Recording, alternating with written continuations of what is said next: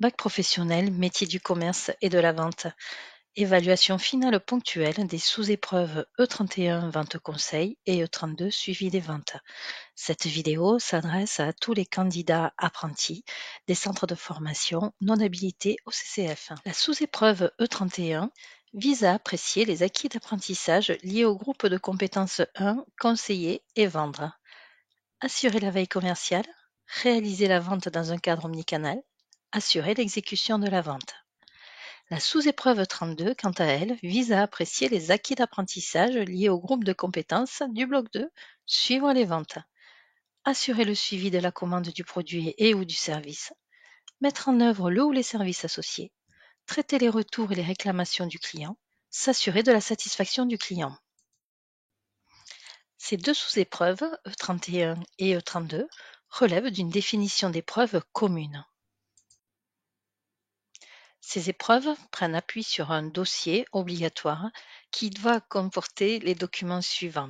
Une liste des 3 supports professionnels variés des compétences du bloc 1 pour E31 et du bloc 2 pour E32, mais aussi les attestations de période de formation professionnelle en entreprise ou les certificats de travail accompagnés de l'attestation du nombre d'heures de formation.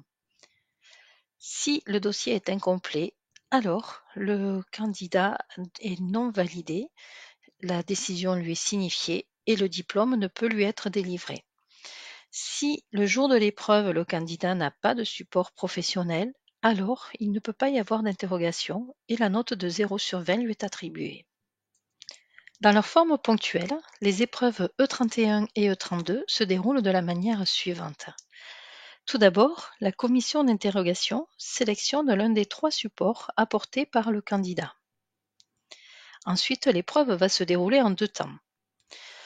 Phase 1, d'une durée maximum de 10 minutes, le candidat présente la situation relative au support sélectionné sans être interrompu. Ensuite, durant la phase 2, il s'agit d'un entretien au cours duquel la commission d'interrogation, par un questionnement approprié, évalue le degré d'acquisition des compétences du candidat. En fin d'interrogation, la commission, qui est composée d'un professeur d'économie-gestion et d'un professionnel du métier ou à défaut d'un second professeur d'économie-gestion, attribue une note sur 60 points ramenée à 20.